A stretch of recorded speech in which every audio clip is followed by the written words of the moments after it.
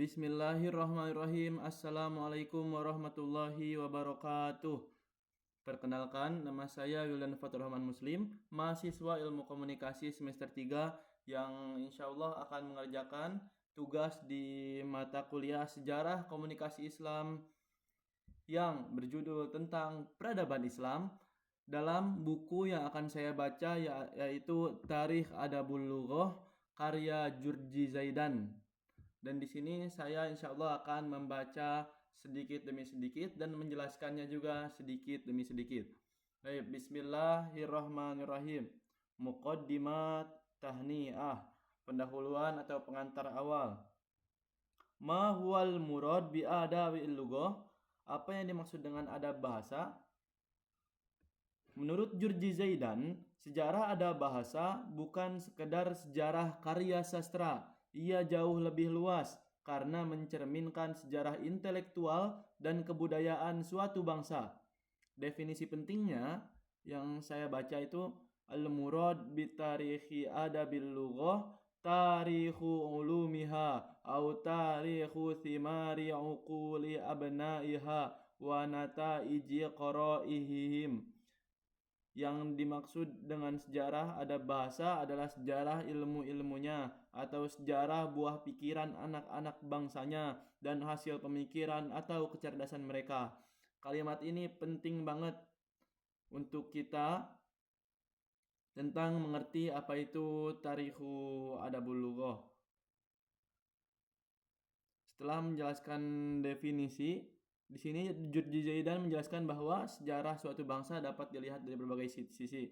Ia menyebut bahwa setiap bangsa mempunyai sejarah umum yang cukup seluruh keadaan bangsa tersebut. Kemudian sejarah itu dibagi menjadi beberapa bagian.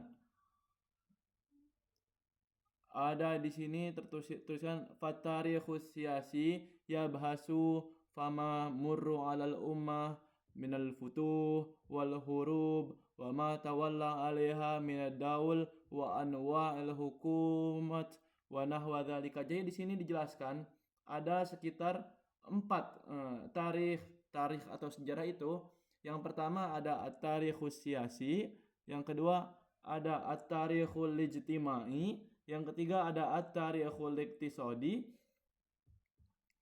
yang keempat ada at-tarikhul adabi wal ulumi. At-tarikhus siyasi artinya adalah sejarah politik. Sejarah politik itu membahas apa aja sih? Membahas peperangan, membahas al-hurub, penaklukan, pergantian negara atau pemerintahan, serta berbagai peristiwa politik yang dialami suatu bangsa. Tarikhus siyasi. Wa tarikhul ijtimai yaitu sejarah sosial yubayyinul adwarul lati taghallabat fiha tilqal ummah min haitsu adaiha wa ikhtilafiha wal iqtisadi. Al-ijtimai membahas keadaan masyarakat dan perubahan sosial kehidupan sosialnya. Tarikhul iqtisadi yang ketiga membahas tentang anil fi tarikhi maliyah tilqal ummah wa thuruha wa ahwaliha az-zara'iyah as-sina'iyah wa ghairiha, membahas tentang kondisi keuangan, kekayaan pertanian dan industri dan berbagai keadaan ekonomi lainnya. Ada at-tarikhul adabi wal ulmi wa qassa ala dzalika sairi dururi tarikh wa minha tarikhul adabi awil ulumi yabasu fi tarikhil ummah min haisul adab wal ilm fa yadkhulu fiha an-nadhar fima zahara fiha min asy-syi'ar wal udaba wal ulama al-hukama wa ma daunuhu. Jadi penjelasannya itu tentang sejarah dengan sastra. Zaidan kemudian menjelaskan bahwa sejarah sastra tidak bisa dipisahkan dari sejarah suatu bangsa. Sastra, adab. Jadi ketika kita mempelajari karya-karya sastra, ilmu, penyair, penulis, dan hasil pemikiran suatu bangsa, kita sebenarnya sedang melihat bagaimana cara berpikir, perkembangan intelektual, dan perkembangan kebudayaan bangsa tersebut. Jadi, sastra bukan hanya kumpulan tulisan indah, bukan cuma kayak sastra-sastra seperti Mahfuzat. Itu bukan cuma tulisan indah, ada maknanya, ada sejarah dalamnya. Sastra dapat menjadi cermin kehidupan bermasyarakat. Kalau sejarah suatu bangsa hanya dilihat dari peperangan atau penaklukannya, kita belum benar-benar memahami hakikat bangsa tersebut. Tarikhul ilmi, tarikhul adabi, adab. Adab, kenapa adab itu penting sih? Di sini Juju Zaidan berkata bahwa ketika kita mempelajari sejarah suatu bangsa, kita bisa melihat keadaan politiknya, sosialnya, ekonominya, pemerintahannya, perkembangan ilmunya, dan perkembangan sastranya. Dari situ kita bisa mengetahui mengapa sebuah bangsa mengalami kemajuan atau kemunduran. Kita akan langsung ke halaman selanjutnya. Bentar, halaman 16.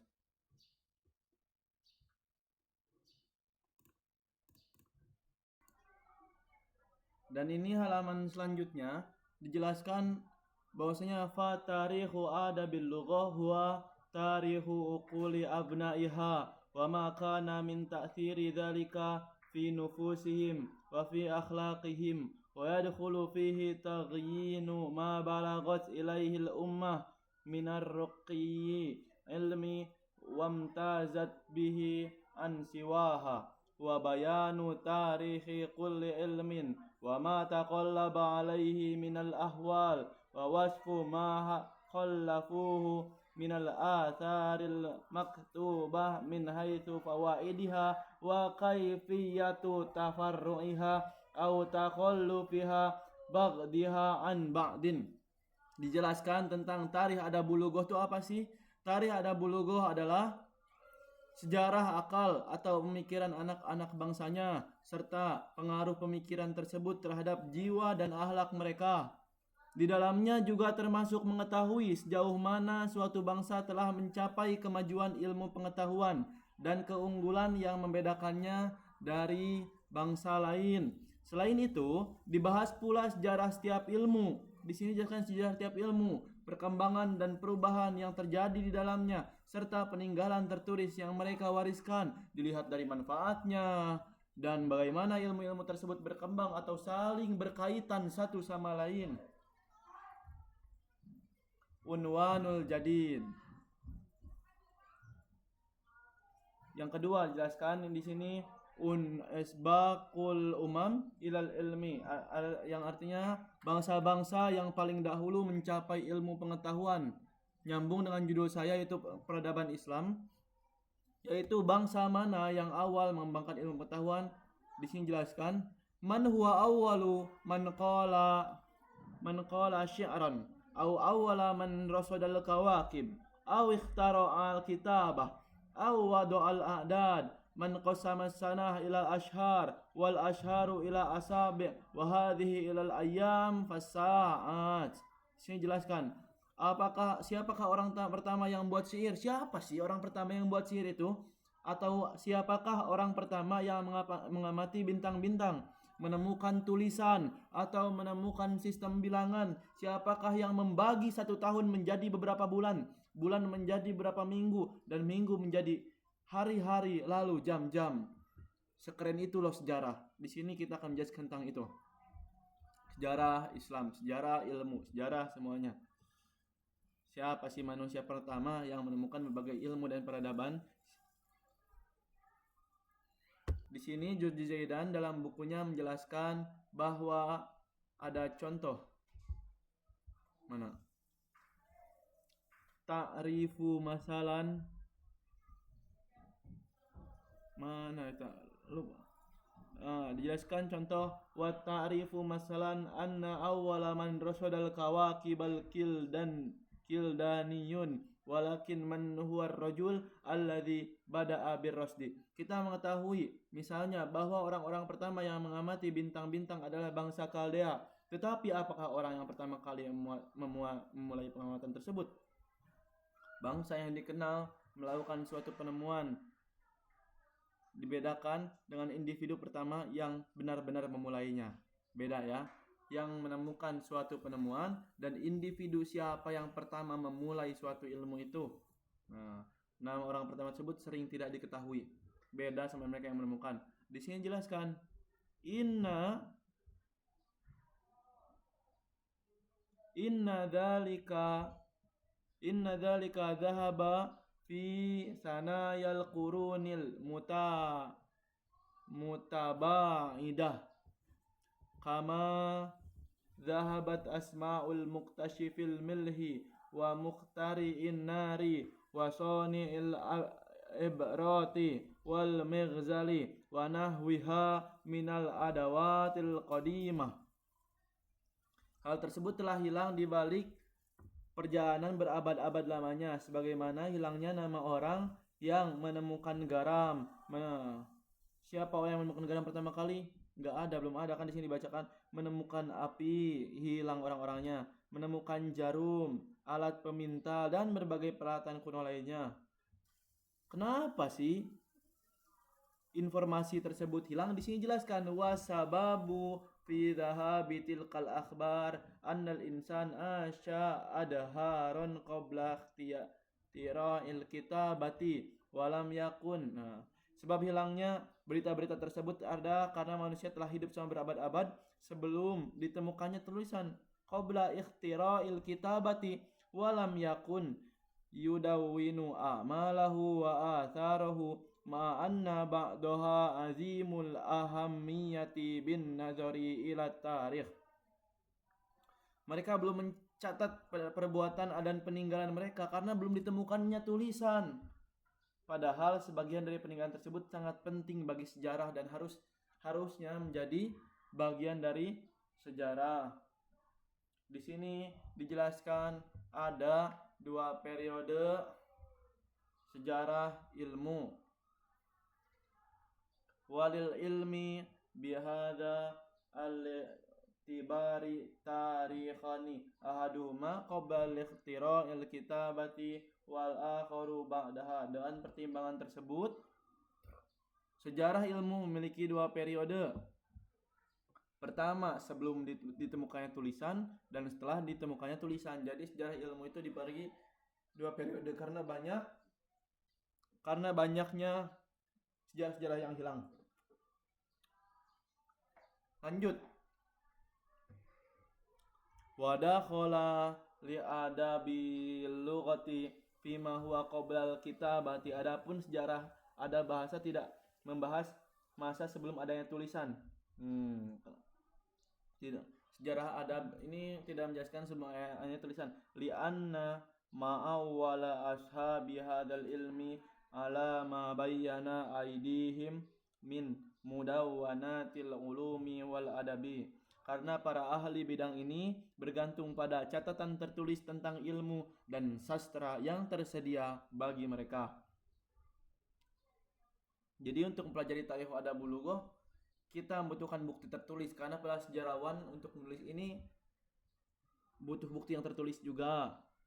Seperti siapa yang menemukan sesuatu, kapan ditemukan, bagaimana perkembangannya, dan bagaimana pemikiran masyarakat pada waktu itu. Kemudian muncul pertanyaan, fa ayyi ummatin dawanatil ilmi awalan? Fa ayyi ummatin dawanatil ilmi awalan?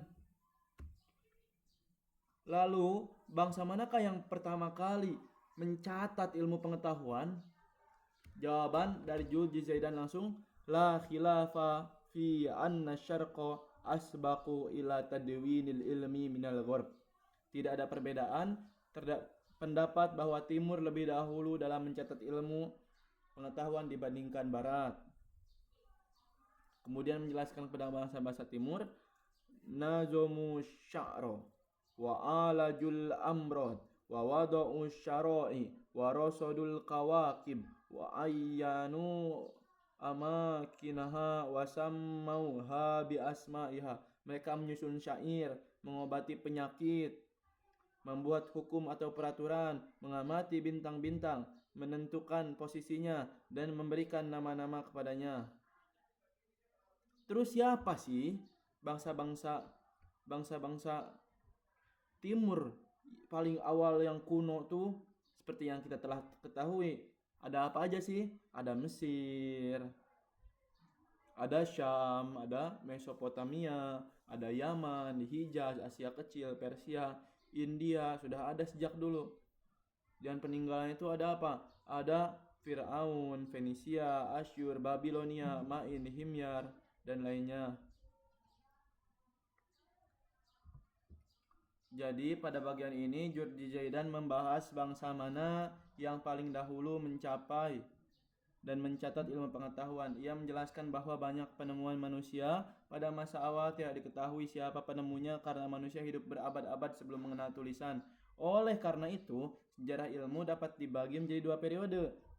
Makanya ada periode sebelum dan sudah adanya tulisan. Dalam kajian sejarah ada bahasa, perhatian utama diberikan kepada masa setelah adanya tulisan karena kepada kita semua, karena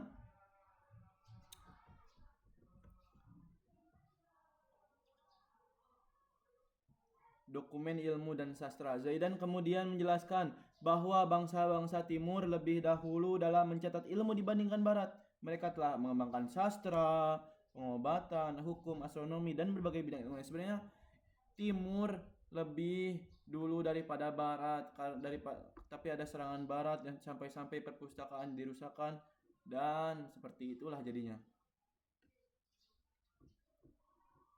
Lanjut di halaman selanjutnya.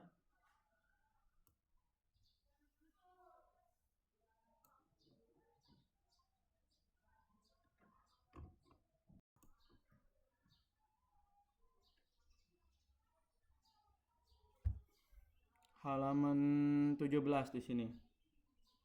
Kabar.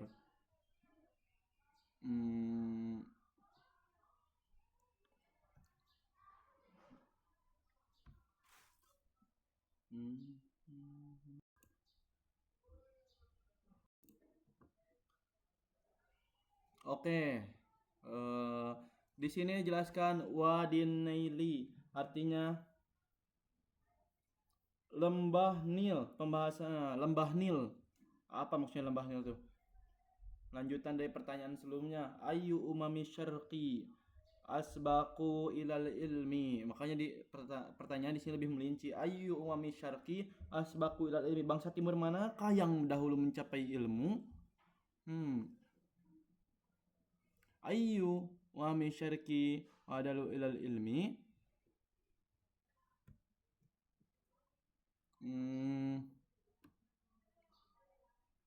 Di sini jelaskan makanya waqad tabayyana min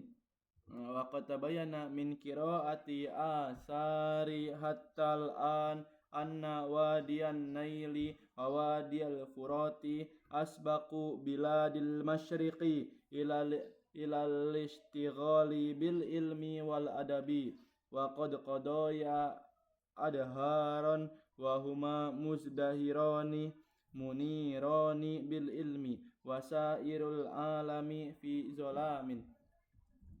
Dari pembacaan peninggalan sejarah sampai sekarang telah diketahui bahwa lembah Nil dan lembah Eufrat merupakan wilayah timur yang paling dahulu menekuni ilmu pengetahuan dan sastra. Keduanya telah melewati masa yang sangat panjang dalam keadaan maju dan bercahaya dengan ilmu, sementara bagian dunia lainnya masih berada dalam kegelapan. Jadi yang pertama itu adalah lembah Nil dan lembah Eufrat.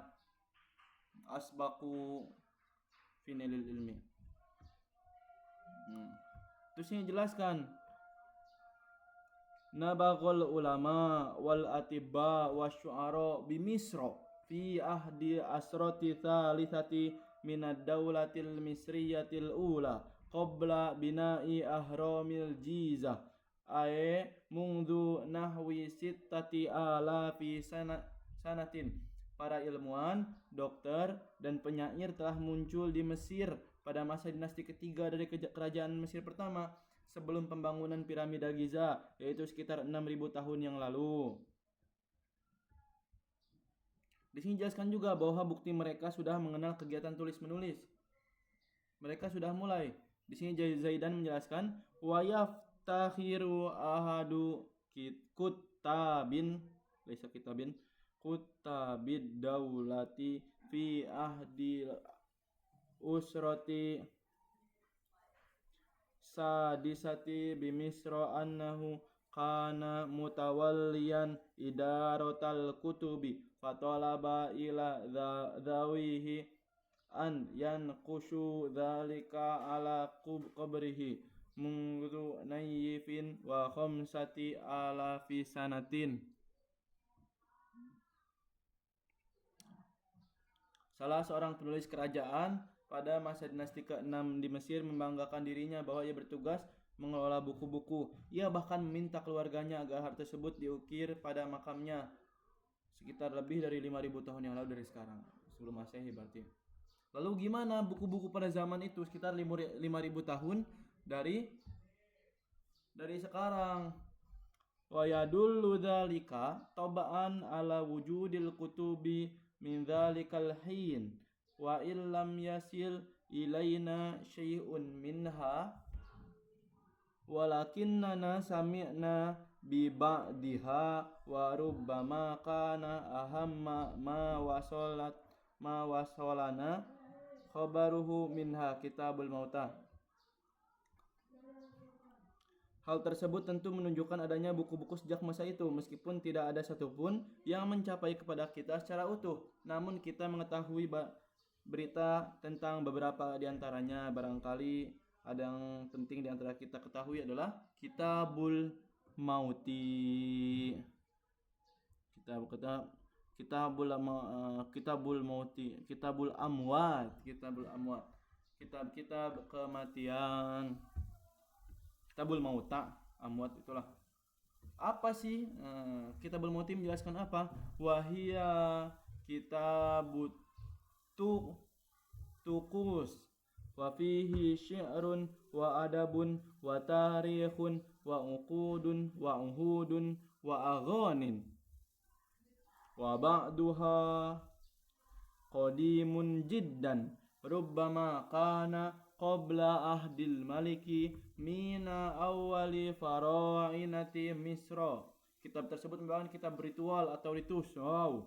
Di dalamnya terdapat syair, sastra, sejarah, perjanjian, ikrar, dan nyanyian. Sebagiannya sangat kuno, bahkan mungkin berasal dari sebelum masa Raja Menes yang disebut sebagai salah satu penguasa awal Mesir. Syi'run, syair, adabun, adab, tarikhun, sejarah. Apa perbedaan Mesir? Apa sih perbedaan Mesir dengan bangsa-bangsa lain? Di sini dijelaskan. Wa qal fida indal barahimati wa zanda fasta indal furs wa kangi indas siniyin wa talmudi indal yahudi lakinnahu aqdamu minha kulliha. Seperti Veda di kalangan Brahmana, Zen Avesta di kalangan Persia, kitab Kong di kalangan bangsa Cina. Oh, ada banyak kitab di sini ya. Dan Talmud di kalangan Yahudi. Tapi menurut Zaidan, kitab tersebut lebih tua daripada semuanya. Veda, Zen Avesta, Talmud. Orang Mesir kuno juga menghargai ilmu. Wa kanil fara'inatu yatlubunal ilma wa yatafakhuruna bih. Para Firaun dahulu menuntut ilmu dan membanggakan ilmu tersebut. Dia kan Firaun tuh enggak seperti yang kita tahu satu doang gitu. Enggak, tapi ada Firaun pada masa-masanya dan beda-beda masanya. Seperti itu. Dan di sini juga jelaskan tentang matematika dan bangun piramida. Wala roiba annar riyadiyati fi ahdil asrotir rabi'ati bunatil ahrami kanat min arqal ulum. Tidak diragukan bahwa matematika pada masa dinasti keempat, yaitu masa para pembangun piramida, merupakan salah satu ilmu yang sangat maju. Di sini dijelaskan juga waqad nabagha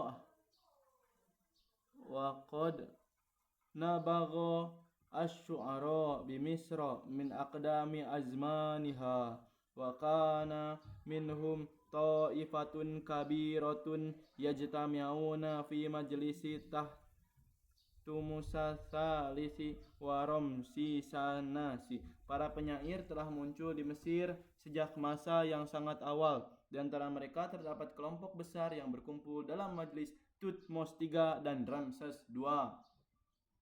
Ramses Asani. Di sini dijelaskan juga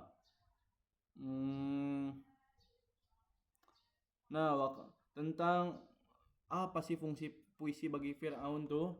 Wa kana syu'ara al-farainati yantizimun al-qasaida fi kulli nasrin aw fathin. Para penyair Fir'aun bisa mengubah qasidah setiap hari terjadi kemenangan atau penaklukan. Fi kulli nasrin aw fathin yamdahuna mulukahum wa yusammunahum abna asyamsi wa ashabit tajaini. Mereka memuji para raja mereka dan menyebut mereka sebagai anak-anak matahari dan pemilik dua mahkota. Jadi dijelaskan di sini intinya Juju Zaidan menjelaskan bahwa lembah Nil dan lembah Eufrat merupakan salah satu pusat peradaban timur yang paling awal mengembangkan ilmu dan sastra. Mesir kuno telah mengenal ilmu pengetahuan, kedokteran, matematika, penulisan, dan sastra sejak masa yang sangat lama. Salah satu bukti yang dibahas adalah adanya tradisi penulisan dan kitab kematian yang memuat unsur ritual, syair, sastra, sejarah, perjanjian, dan nyanyian. Zaidan juga menjelaskan bahwa bangsa Mesir menghargai ilmu pengetahuan, matematika, mereka berkembang pesat pada masa pembangunan piramida, dan para penyair memiliki kedudukan penting di lingkungan kerajaan. Puisi bahkan digunakan untuk memuji raja ketika terjadi kemenangan atau penaklukan. Lanjut halaman selanjutnya.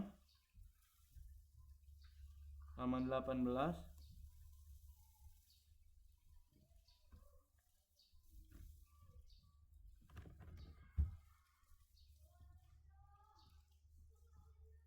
Halaman 18. Gak kerasa sudah hampir setengah jam dan kita akan melanjutkan baca buku ini teman-teman bersama-sama dengan Wildan Faturrahman Muslim di mata kuliah Sejarah Ilmu Komunikasi Islam. Bismillah. Dan di sini menjelaskan tentang halaman yang penting juga, lanjutan dari yang tadi. Lanjutan tentang bangsa Sumeria dan Akkadia. Di sini jelaskan wa yuqalu nahwu dzalika an ahli Babil wa Asyur fi Wadil Furat wa Dijlah. Hal yang serupa juga dikatakan tentang penduduk Babilonia dan Asyur di lembah Eufrat dan Tigris. Fa innal ilma indahum qadim wa qad ta'asarul Babiliyun wal Misriyun wa tabadalul ma'arif. Ilmu pengetahuan di kalangan mereka sudah sangat tua. Bangsa Babilonia dan Mesir hidup pada masa yang berdekatan dan saling bertukar pengetahuan.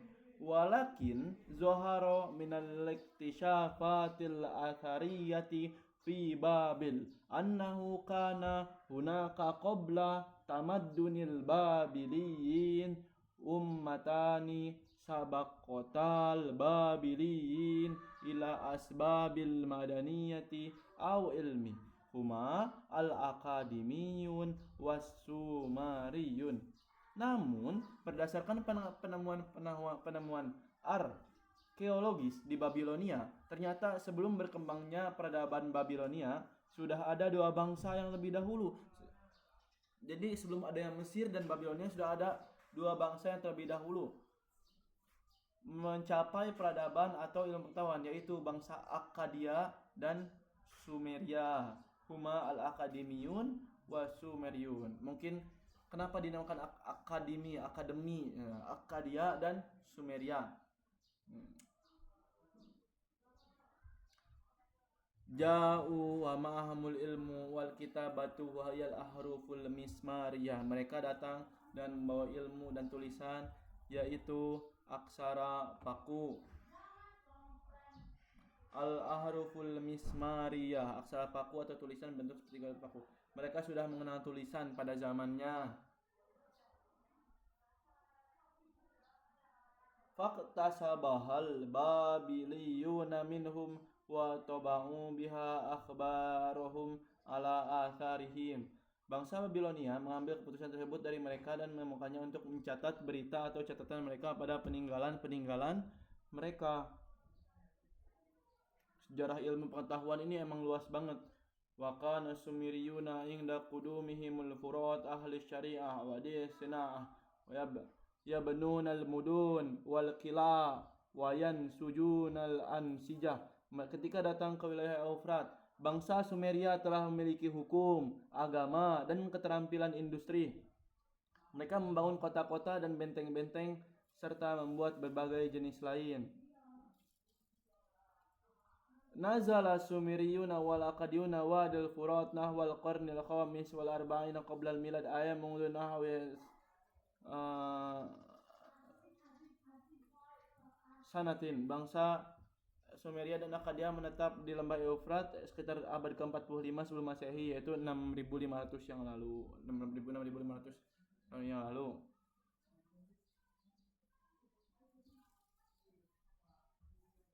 Di sini Zaidah menjelaskan bahwa mereka berbeda dari penduduk di wilayah tersebut, baik dari segi bahasa maupun fisik, bagaimana terlihat gambar terukir pada peninggalan mereka. Aqdamu maktabatin fil alam. Di sini jelaskan aqdamu maktabatin fil alam. Perpustakaan tertua di dunia. Bagaimana perpustakaan itu ditemukan? Rokim. Di sini jelaskan. Lempengan batu atau tanah liat atau tablet bertuliskan. Terdapat tulisan paku Alkitabah Al-Mismariyah. Kita sebut Alkitabah Al-Mismariyah itu tulisan paku, dari paku yang diseret-seret, bukan tinta tapi pakai paku. Siapa sih raja yang membangun perpustakaannya? Syarjina. Di sini jelaskan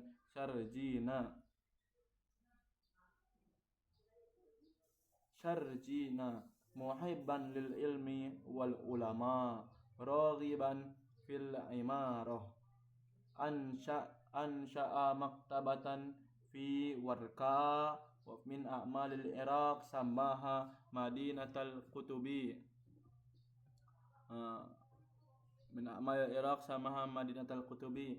Ia mendirikan sebuah perpustakaan di Warqa di wilayah Irak dan menamakannya kota buku.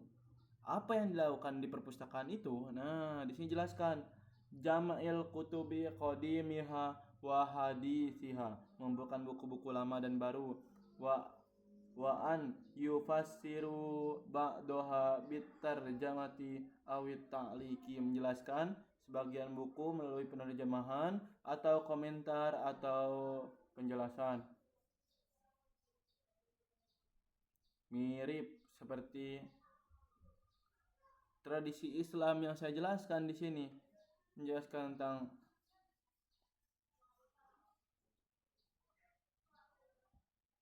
membandingkan kerajaan perpustakaan tersebut dengan beberapa pusat ilmu yang ada di masa berikutnya, yaitu di Alexandria, Harun ar-Rasyid dan Al-Ma'mun, Baghdad, abad kedua dan ketiga Hijriah. Jadi gak langsung Islam ya. Jadi sejarah itu gak langsung Islam, tapi dari awal tadi saya jelaskan. Terus ada Ptolemy Philadelphus abad ketiga sebelum Masehi, dari Kisra Anushirwan abad kelima sebelum Masehi, Harun ar-Rasyid dan Al-Ma'mun abad kedua dan ketiga Hijriah. Jadi ada pola yang menarik di sini dari awal, dari mengumpulkan buku, menerjemahkan, mempelajari, memberi komentar, mengembangkan ilmu. Nah, bagaimana mereka mengabadikan atau menyimpan atau mengabadikan ilmu itu?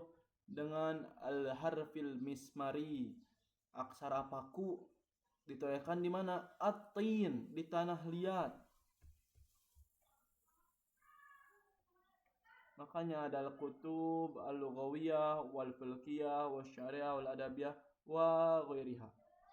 Sampai melanjutkan bahwa kalimat tersebut kemudian disalin kembali sekitar 15 abad setelah didirikan seorang perintah Asyur. Jadi bahwasanya peradaban ilmu pengetahuan sudah berkembang sangat tua di wilayah lembah Eufrat. Bangsa Sumeria dan Akkadia telah mengenal ilmu dan tulisan. Mereka memiliki sistem hukum, agama, industri, perkembangan kota, dan aksara. Kemudian muncul tradisi pengumpulan dan penyimpanan ilmu dalam perpustakaan. Salah satu yang dibahas Georgi Zaidan adalah perpustakaan di Warka, kota buku, dikumpulkan, dimakan, diberi komentar, dipelajari. Seperti itu. Dari Wadi Nil, dari Mesir kuno, Wadil Furat, Aqdamul Maktabati fil alam, sampai fil mustaqbal, lebih jauh dalam peradaban Islam. Jadi gak langsung Islam, tapi dikit-dikit di sini jelaskannya. Oke. Halaman selanjutnya. Halaman 19.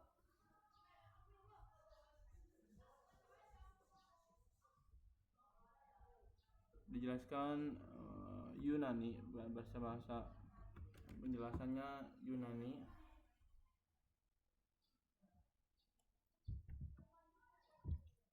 Masa-masa Yunani, mungkin di sini kita bisa lewat saja. Kita cari dulu.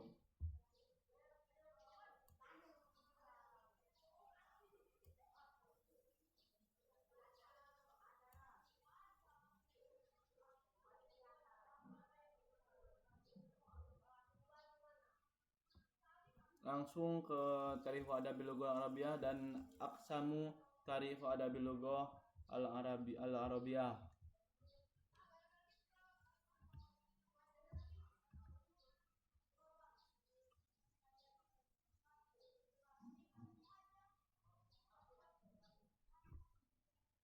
Wa adabul lughah al-arabiyah allati hiya mawdu'un hadzal kitab aghna sa'iril adabi samiyati hiya 'alal ajmal aghna adabi sa'iril lughatil alam.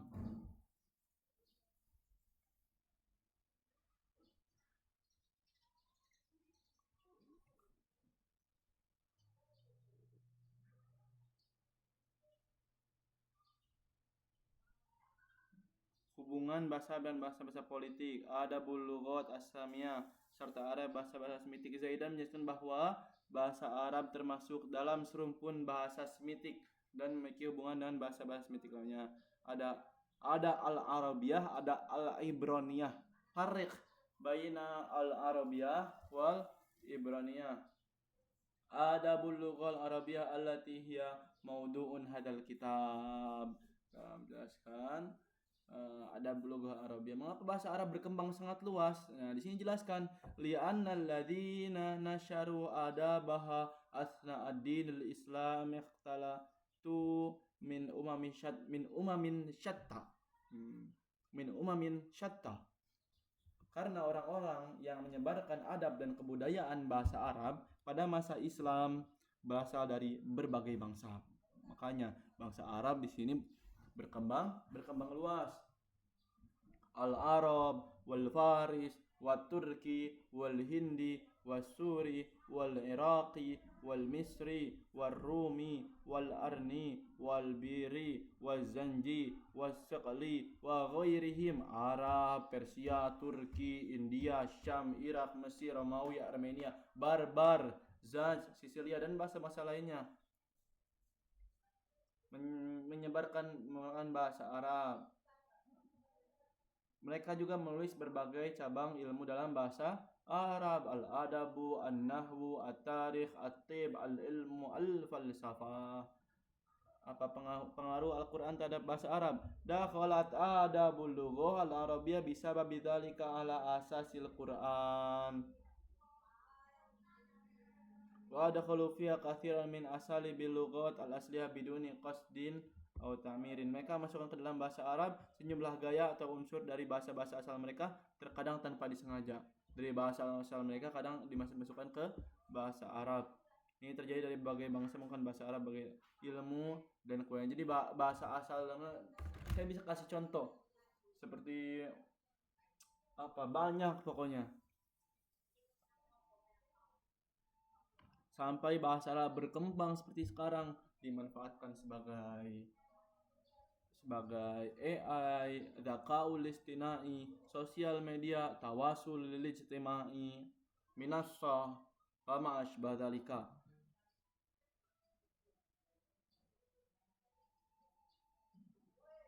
Wa tazdadu tarikhu adabil ummatil arabiyyah bisababi taqaddama alaihi abwabuha min aqdami azmaniha ilal an. Sejarah ada bangsa Arab memiliki perjalanan panjang. Sejarah ada bangsa Arab punya sejarah yang panjang dari masa paling awal sampai sekarang. Aqsamu tarikhu adabil lughah al arabiyyah, pembagian sejarah dalam adab bahasa Arab.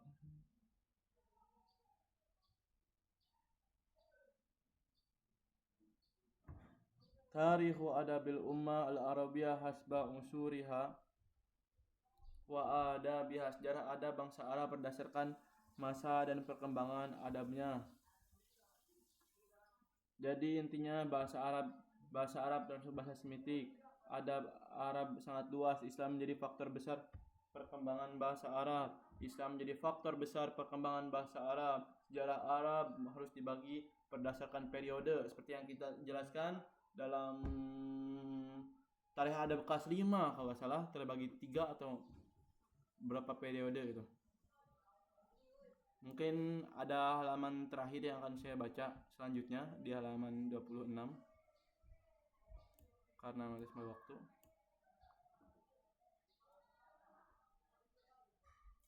Nah, di sini kok gini, sabar.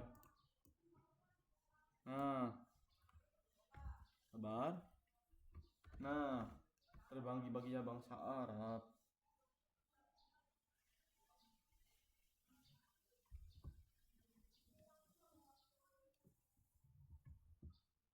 Dari kitab Tarikhu Adabul Lughah karya Jurji Zaidan,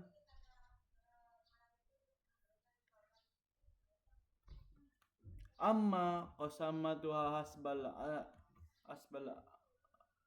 asar fi radi bihal kalam anil ulum kalamuha ma'an fi kulli asrin ala hiddatin wa hadha alladhi ihtadat fi hadha kitab la bihi yasurru halatul unsur al mukhtalifah wa ma yakunu min ta'siri siyasiyah wa antalafat alal ilmi wal adabi. Di sini jelaskan. Adapun pembagian berdasarkan periode zaman, maksudnya adalah membahas ilmu-ilmu dan perkembangan pemikiran pada setiap zaman secara tersendiri. Halatul usur al-mukhtalifah wa ma yakunu min ta'siri siyasah wal wanqilabatiha alal ilmi wal adabi. Keadaan berbagai zaman serta pengaruh politik terhadap perubahan-perubahannya terhadap ilmu pengetahuan dan sastra. Jadi di sini menurut Jurji Zaidan, sastra tidak dilepaskan dari kondisi zamannya. Ada perubahan politik, perubahan masyarakat, perkembangan ilmu, perubahan sastra. Jadi kalau kita ingin memahami kenapa sastra Arab pada suatu masa mempunyai karakter tertentu, kita harus melihat situasi sejarah dan politik pada masa tersebut. Titik bagian terbesar sebelum dan sesudah Islam. Nah, hayatul qabla al-Islam wa ba'da al-Islam, itu perbedaan titik terbesar yang dibacakan di sini ditulis faqad qasamna tarikh adabil lughal arabiyyah ila qismaini kabiraini yafsilu bainahuma ahammun kilabi asabal araba min awali ahdi tarikhihim ilal an aghni zuhuril Islam. Kami membagi sejarah adab bahasa Arab menjadi dua bagian besar yang dipisahkan oleh perubahan paling penting yang pernah dialami bangsa Arab sejak awal sejarah mereka hingga sekarang. Lalu munculnya Islam. Adabu qablal Islam, adabu ba'dal Islam. Jadi qablal Islam itu bagi dua, ada jahiliyah pertama, jahiliyah kedua setelah Islam. Khulafaur Rasyidin, Umayyah, Abbasiyah, Mamluk, Utsmani, modern.